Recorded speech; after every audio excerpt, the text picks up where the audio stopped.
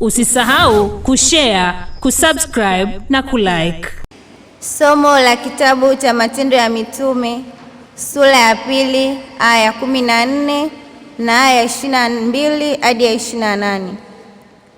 Petro alisimama pamoja na wale 11, akapaza sauti yake akawaambia, enyi watu wa Uyahudi na ninyi nyote mkaao Yerusalemu, lijueni jambo hili, mkasikilize maneno yangu. Yesu wa Nazareti, mtu aliyedhihirishwa kwenu na Mungu kwa miujiza na ajabu na ishara ambazo Mungu alizifanya kwa mkono wake kati yenu, kama ninyi wenyewe mnavyojua. Mtu huyu alipotolewa kwa shauri la Mungu lililokusudiwa na kwa kujua kwake tangu zamani, ninyi mkamsulubisha kwa mikono ya watu wabaya, mkamuua, ambaye Mungu alimfufua, akaufungua uchungu wa mauti, kwa sababu haikuwezekana ashikwe nao. Maana Daudi ataja habari zake, nalimuona Bwana mbele yangu siku zote, kwa kuwa yuko upande wa mkono wangu wa kuume, nisisikitike. Kwa hiyo moyo wangu ukapendezewa, ulimi wangu ukafurahi. Tena mwili wangu nao utakaa katika matumaini, kwa maana hutaiacha roho yangu katika kuzimu, wala hutamtoa mtakatifu wako aone uharibifu.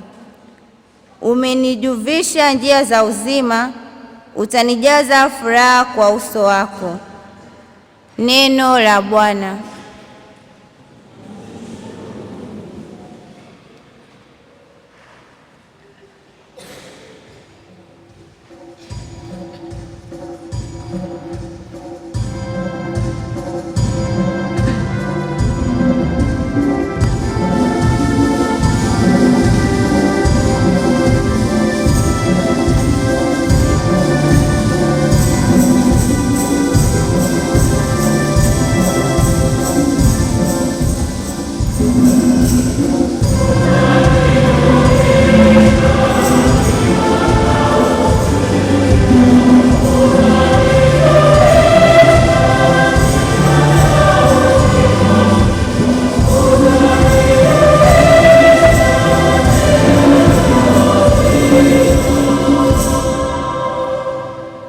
Mungu, unihifadhi mimi, kwa maana nakukimbilia wewe. Nimemwambia Bwana, ndiwe Bwana wangu. Bwana ndiye fungu la posho langu na la kikombe changu. Wewe unaishika kura yangu. Kiitikio: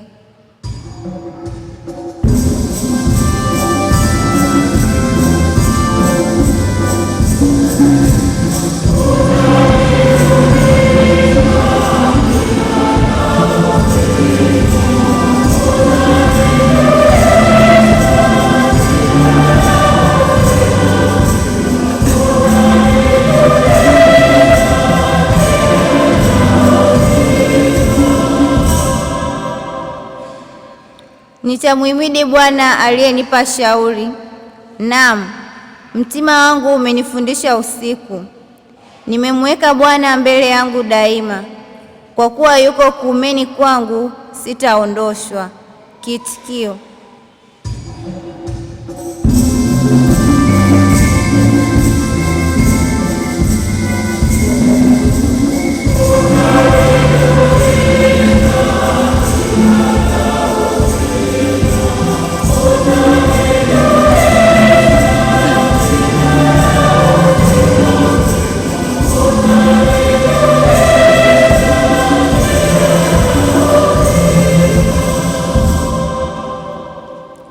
kwa hiyo moyo wangu unafurahi, nao utukufu wangu unashangilia. Naam, mwili wangu nao utakaa kwa kutumaini, maana hutakuachia kuzimu nafsi yangu, wala hutamtoa mtakatifu wako aone uharibifu. Kiitikio: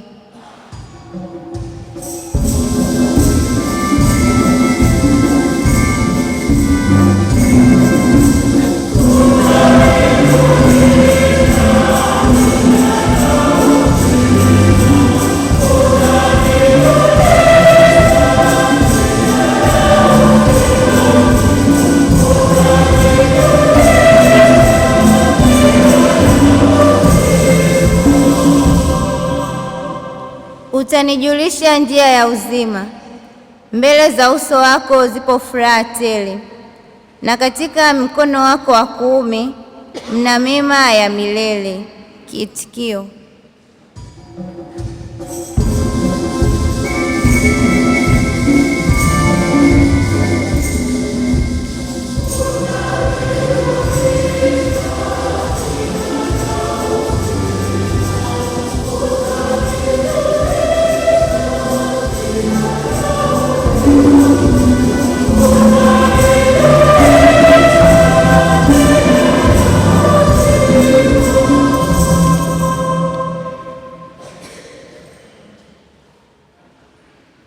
Somo la waraka wa kwanza wa Mtume Paulo kwa watu wote.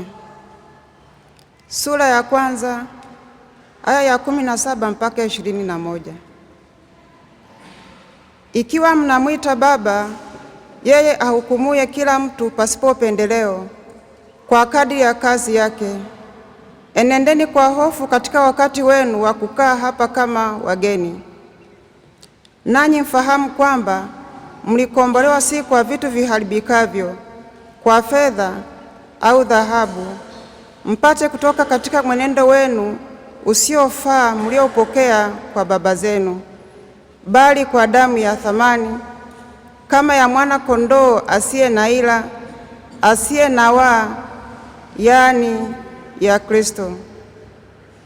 Naye amejulikana kweli tangu zamani, kabla haijawekwa misingi ya dunia, lakini alifunuliwa mwisho wa zamani kwa ajili yenu, ambao kwa yeye mmekuwa wenye kumwamini Mungu, aliyemfufua katika wafu akampa utukufu, hata imani yenu na tumaini lenu liwe kwa Mungu. Neno la Bwana.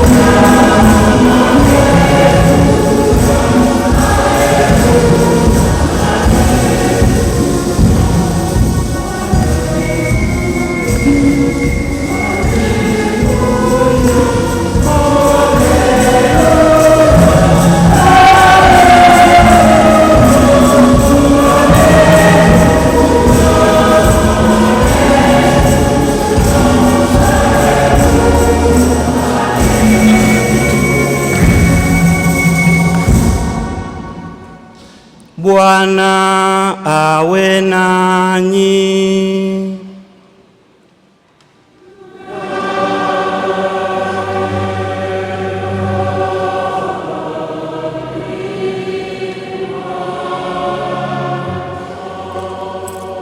Somo la Injili takatifu ilivyoandikwa na Luka.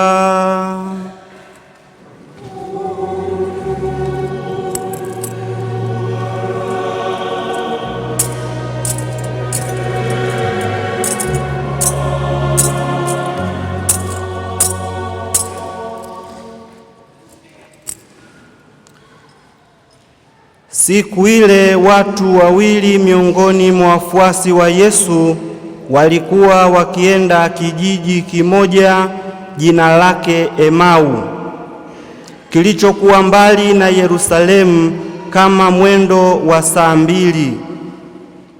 Nao walikuwa wakizungumza wao kwa wao habari za mambo hayo yote yaliyotukia. Ikawa katika kuzungumza na kuulizana kwao, Yesu mwenyewe alikaribia akaandamana nao. Macho yao yakafumbwa wasimtambue. Akawaambia, ni maneno gani haya mnayosemezana hivi mnapotembea? Wakasimama wakakunja nyuso zao. Akajibu mmoja wao jina lake Kleopa akamwambia, je, wewe peke yako mgeni katika Yerusalemu hata huyajui yaliyotukia humo siku hizi? Akawauliza, mambo gani? Wakamwambia, mambo ya Yesu wa Nazareti, aliyekuwa mtu nabii, mwenye uwezo katika kutenda na kunena mbele za Mungu na watu wote. Tena jinsi wakuu wa makuhani na wakubwa wetu walivyomtia katika hukumu ya kufa, wakamsulubisha. Nasi tulikuwa tukitumaini ya kuwa yeye ndiye atakayewakomboa Israeli. Zaidi ya hayo yote, leo ni siku ya 3 tangu yalipotendeka mambo hayo. Tena wanawake kadha wa kadha wa kwetu walitushtusha, waliokwenda kaburini asubuhi na mapema wasiuone mwili wake, wakaja wakasema ya kwamba wametokewa na malaika waliosema kwamba yu hai. Na wengine waliokuwa pamoja nasi walikwenda kaburini wakaona vivyo hivyo kama wale wanawake walivyosema, ila yeye hawakumuona. Akawaambia, enyi msiofahamu, wenye mioyo mizito ya kuamini yote yaliyoandikwa na manabii, je, haikumpasa Kristo kupata mateso haya na kuingia katika utukufu wake? Akaanza kutoka Musa na manabii wote, akawaeleza katika maandiko yote mambo yaliyomhusu yeye mwenyewe. Wakakikaribia kile kijiji walichokuwa wakienda, naye alifanya kama anataka kuendelea mbele. Wakamshawishi wakisema, kaa pamoja nasi, kwa kuwa kumekuchwa na mchana umekwisha. Akaingia ndani kukaa nao. Ikawa alipokuwa ameketi nao ndani chakulani, alitwaa mkate, akaubariki, akaumega, akawapa. Yakafumbuliwa macho yao, wakamtambua. Kisha akatoweka mbele yao. Wakaambizana, je, Mioyo yetu haikuwaka ndani yetu hapo alipokuwa akisema nasi njiani na kutufunulia maandiko? Wakaondoka saa ile ile, wakarejea Yerusalemu, wakawakuta wale 11 wamekutanika, wao na wale walikuwa pamoja nao, wakisema, Bwana amefufuka kweli kweli, naye amemtokea Simoni. Nao waliwapa habari ya mambo yale ya njiani na jinsi alivyotambulikana nao katika kuumega mkate. Neno la Bwana. Dhambi zetu ziondolewe kwa njia ya somo.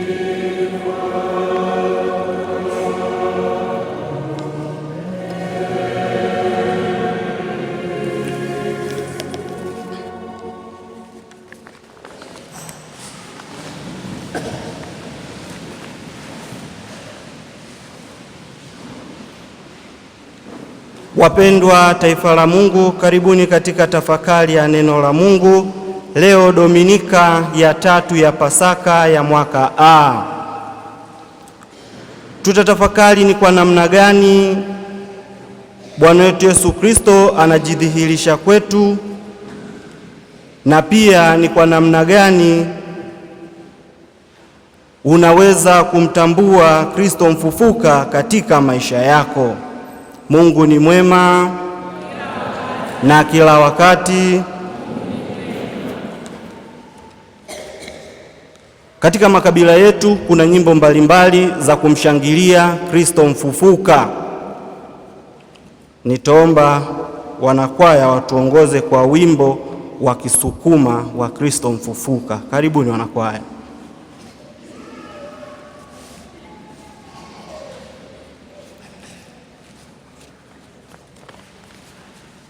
Mungu ni mwema. Au Wasukuma mna wimbo wa Kisukuma wa Kristo mfufuka? Upo. Wote ni watu wa makabila. Upo? Basi Wachaga mtuimbie kwa wimbo wa Kichaga Kristo mfufuka. Hata kama uko mmoja, imba mwenyewe.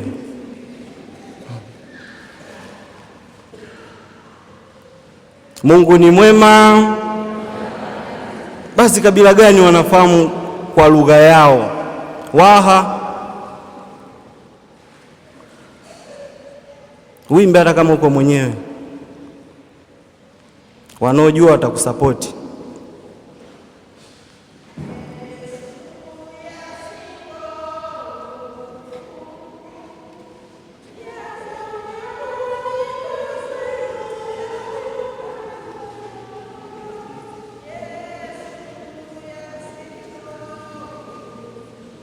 Safi sana.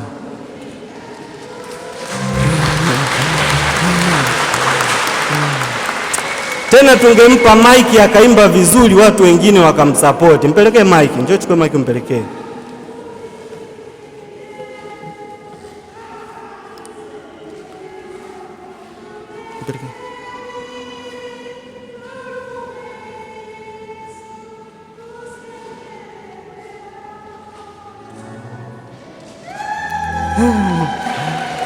Mungu ni mwema.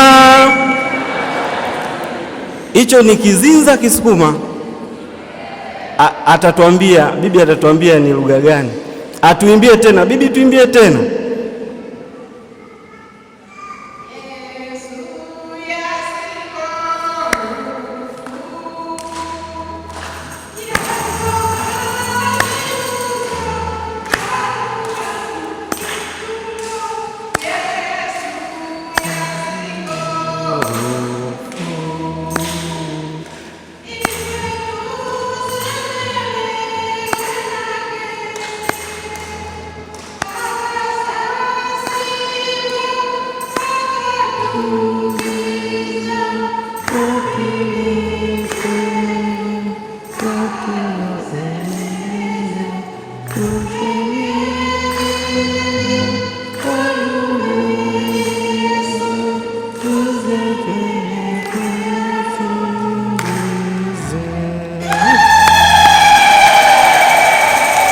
Mungu ni mwema.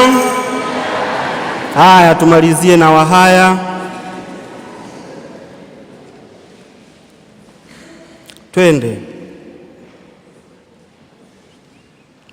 Yezu yalemo rufu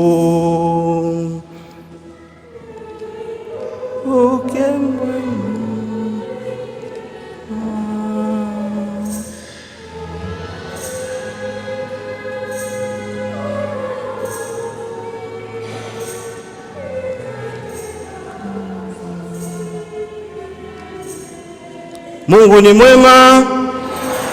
Sasa mbona mniangusha wahaya ammo? Nintone biela bya Paska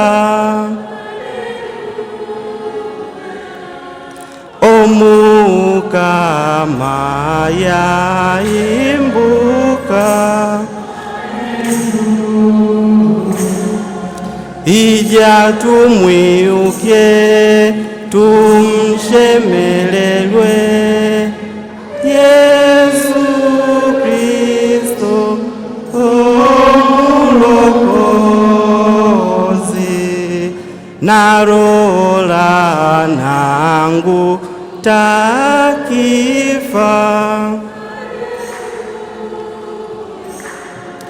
orufu mpao yaluchwa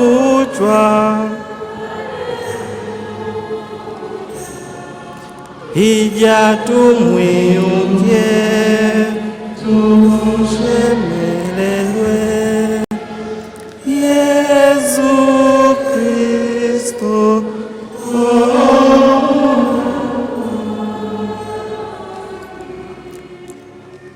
Mtoto mmoja mtukutu, walikuwa wawili watukutu. Mama yao akachoshwa na utukutu wao, akaenda kumwambia padre, watoto wangu ni watukutu, naomba unisaidie kuwarekebisha. Akasema basi utawaleta mmoja baada ya mwingine, uwalete kwangu. Akamtuma wa kwanza asubuhi, akaenda kwa padre, akamkuta kanisani padre. Padre akamuuliza yule mtoto mtukufu mtukutu,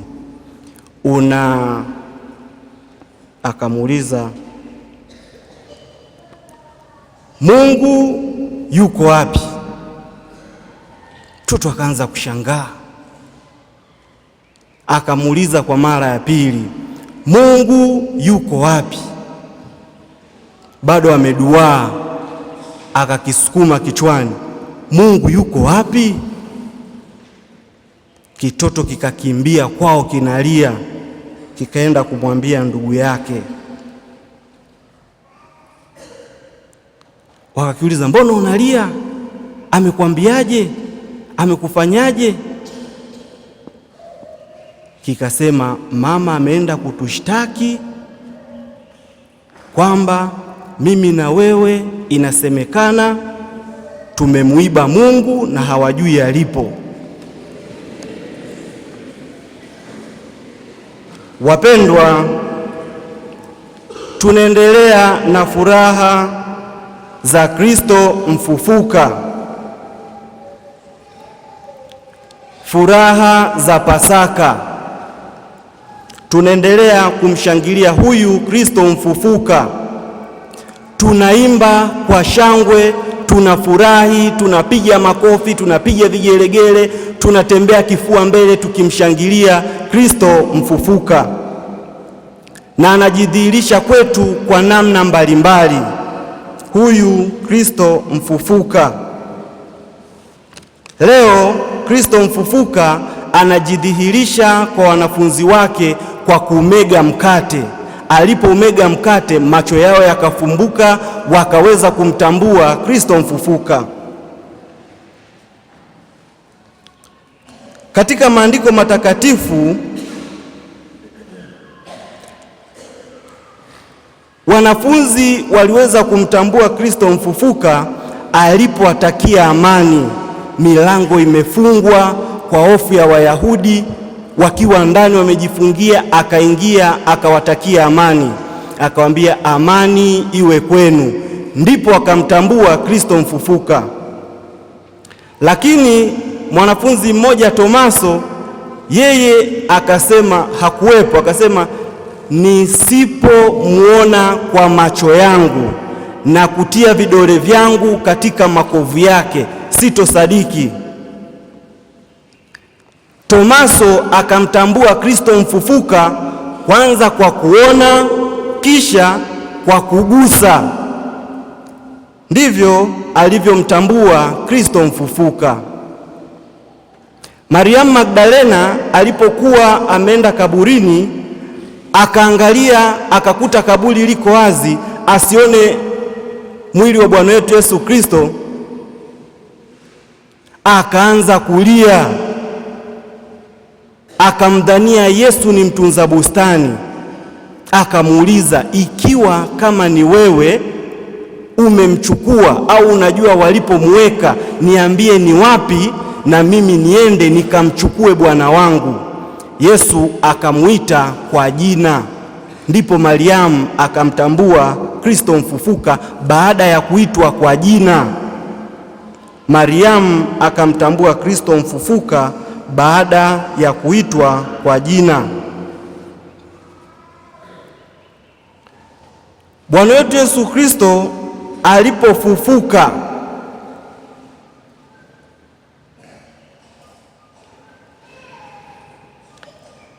tetemeko kubwa likatikisa nchi, mbinguni wakashuka jeupe kama vile theluji kuliondoa. Mungu ni mwema.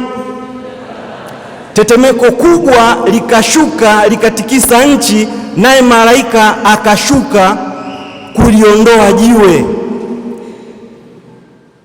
Na wale walinzi na malaika katikwa hofu, wasiwasi na woga, wakatedhaika hata kutetemeka, wakawa kama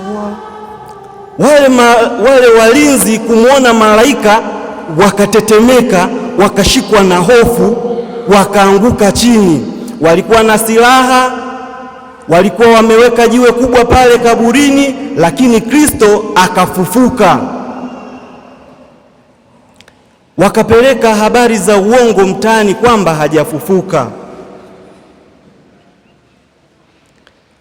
Kitendo kile cha kutetemeka, wakaanguka chini, wakapatwa na hofu, ndio kinatokea hata katika maisha yetu ya kawaida.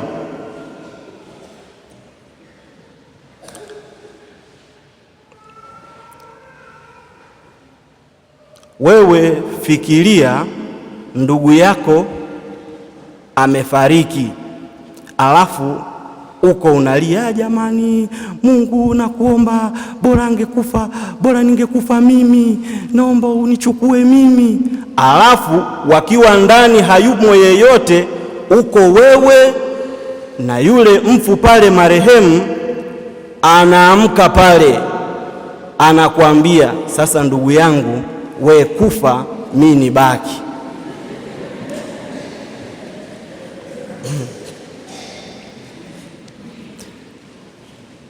Ufufuko si kitu cha kawaida. Ndio maana wale walinzi walitetemeka, wakashikwa na mshangao, wakaanguka chini. Au fikiria tu unapita makaburini kule, wengi wetu watu tunazika karibu na nyumba. Asubuhi pale unaamka bado kagizagiza, kama Bwana wetu Yesu alivyofufuka ile alfajiri, bado kagizagiza. Unamuona ndugu yako yuko pale, sijui mjomba au shangazi, amekaa juu ya kaburi, alafu anakuita njoo, njoo. Utaenda? Si amefufuka? Swala la ufufuko si jambo dogo. Ndio maana hata wanafunzi hawakuamini kirahisi rahisi. Wamekaa na Bwana wetu Yesu Kristo kipindi chote hicho, ametenda miujiza mikubwa na amefufua watu, ameponya magonjwa ya kila aina, lakini wakakataa. Tomaso mwenyewe akasema, mpaka nimuone kwa macho yangu ndio nimtambue na kutia vidole vyangu katika majeraha yake. Watu wengine hawaamini kwamba Kristo amefufuka. Saizi tunashangilia, tunamshangilia Kristo mfufuka, tunatembea kifua mbele, tunamshangilia Kristo mfufuka. Lakini kuna sasa huyu Kristo mfufuka tunayemshangilia, wengine hawaamini kwamba amefufuka, na wanapotosha, kama ninavyosikia katika maandiko matakatifu, wanapotosha habari za Kristo mfufuka, wanawapiga wanafunzi wanaoeneza hizi habari za Kristo mfufuka. Na sisi tujiulize, tunamtambua Kristo mfufuka katika maisha yetu? Tunatembea naye katika maisha yetu? Na Kristo mfufuka anatutokea kwa namna nyingi. Ukisoma katika maandiko matakatifu, katika hukumu ya mwisho atatuuliza, na alikuwa na njaa, ulinipa chakula, na alikuwa mgonjwa, ulikuja kunitembelea, na alikuwa kifungoni, ulikuja kunitazama, na alikuwa na kiu, ulinipa maji, na alikuwa uchi, ulinivika, na alikuwa mgeni, ulinikaribisha. Ndipo tutakapoanza kuwayawaya na kusema, Bwana, ni lini tulipokuona huko katika hali hiyo? Anasema, kadiri unavyomtendea mmojawapo wa wadogo hao, umemtendea nani? Umemtendea mimi. Ndivyo Kristo mfufuka anavyojidhihirisha katika maisha yetu. Amewatokea hawa wanafunzi wawili wanaotoka Yerusalemu wanaenda kijiji cha karibu Emau. Njiani Yesu anaambatana nao. Kristo mfufuka hatokei kama alivyotokea mwanzo. Saizi alipowatokea hawa, macho yao kama yakapofushwa, hawakumtambua. Saizi hatambulikani, hawamtambui, ila kwa matendo yake anatambulikana kwao. Wako njiani wanatembea, anawauliza, ni mambo gani haya mnayozungumza? Nao wanamshangaa, iweje usijue kwamba Kristo amefufuka? Wewe mgeni katika Yerusalemu na usiyajue mambo haya? Mambo gani? Ya Yesu aliyedharauliwa, akauawa, akafa. Mungu ni mwema.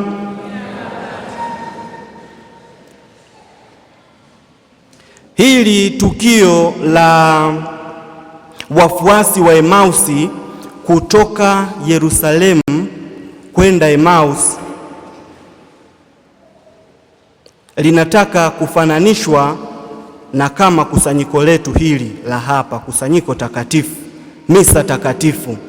Wakiwa wanatembea, wanatoka kule walikotoka, Bwana wetu Yesu Kristo akaambatana nao. Ameambatana nao, akaanza kuwafundisha kuhusiana, kutoka manabii, anaanza kuwaelezea mambo yaliyokuwa yanamhusu yeye mwenyewe. Anaanza kuwapa neno la Mungu, anawasimulia na kuwaeleza mambo yaliyokuwa yanamhusu yeye mwenyewe. Ni kama katika adhimisho la misa takatifu. Misa takatifu ina sehemu ngapi? Sehemu ngapi? Sehemu ya kwanza, misa ya neno, sehemu ya kwanza, au liturujia ya neno. Tunasikiliza maandiko matakatifu. Bwana wetu Yesu Kristo anaongea katika maandiko matakatifu, anaongea katika neno lake, tunalisikiliza neno lake. Ndivyo alivyofanya Bwana wetu Yesu Kristo kwa wafuasi wa Emau, akawafumbulia maandiko matakatifu wakiwa njiani wanakwenda, wakayasikiliza akiwa ameambatana nao. Baada ya misa ya neno inafuata misa ya Ekaristi au liturujia ya Ekaristi. Walipokwisha lipokea neno likawaingia likawakaa, Bwana wetu Yesu Kristo wao wakafika, akajifanya kana kwamba anapitiliza anaenda, wakamwambia Bwana, kaa nasi. Kwa hiyo wakati mwingine Bwana wetu Yesu Kristo anatusubiria tutamke kwa kinywa chetu sisi wenyewe kwamba Bwana, kaa nasi. Lazima tumkaribishe. Usipomkaribisha atajifanya kana kwamba anapitiliza, kama tulivyosikia katika maandiko matakatifu. Wakamkaribisha, na walipomkaribisha akatoa mkate, akaubariki, akaumega, kisha akawapa. Baada ya kupokea Ekaristi Takatifu, ndio macho yao yakafumbuliwa, na ndipo wakamtambua Bwana wetu Yesu Kristo. Wakamtambua Kristo kwa kumega mkate, ndipo wakamtambua Kristo. Ukisoma maandiko matakatifu, Mariamu alipopashwa habari, malaika Gabrieli alimwendea akampasha habari, wakazungumza, akaanza kumfunulia maandiko. Baada ya Mariamu kuyaelewa maandiko, akalipokea neno. Baada ya kulipokea neno, akatungwa mimba kwa uwezo wa Roho Mtakatifu. Kisha kulipokea neno, akatoka akaenda kwa nani? Kwa nani? Akaenda kwa Elizabeti ndugu yake.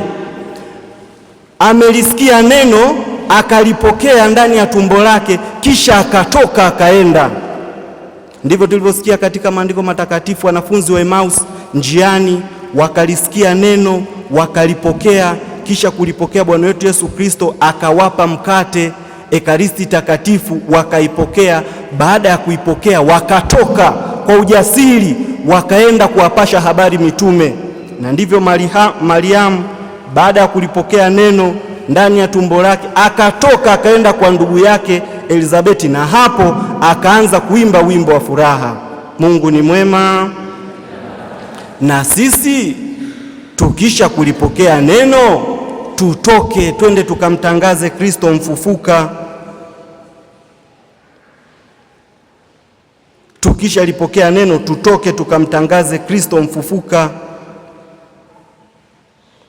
Ndio maana ya misa. Misa ni neno la Kilatini lenye maana ya kutumwa. Unatumwa. Baada ya misa, nendeni na amani, misa imekwisha, sasa mnatumwa mwende mkalitangaze neno.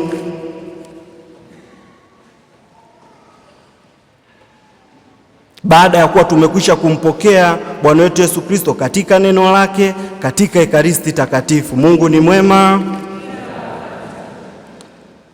Habari njema ni kwamba Kristo anatembea nasi muda wote, wakati wa furaha, wakati wa huzuni. Tusikate tamaa, tumkaribishe ili huyu Kristo mfufuka aweze kutembea na sisi katika maisha yetu.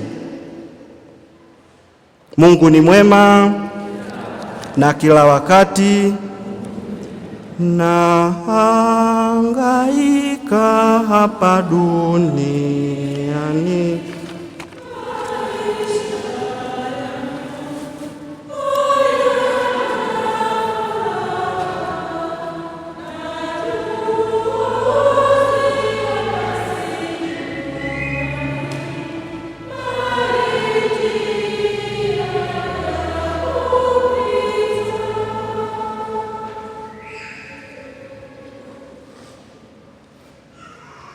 Usisahau kushare, kusubscribe na kulike.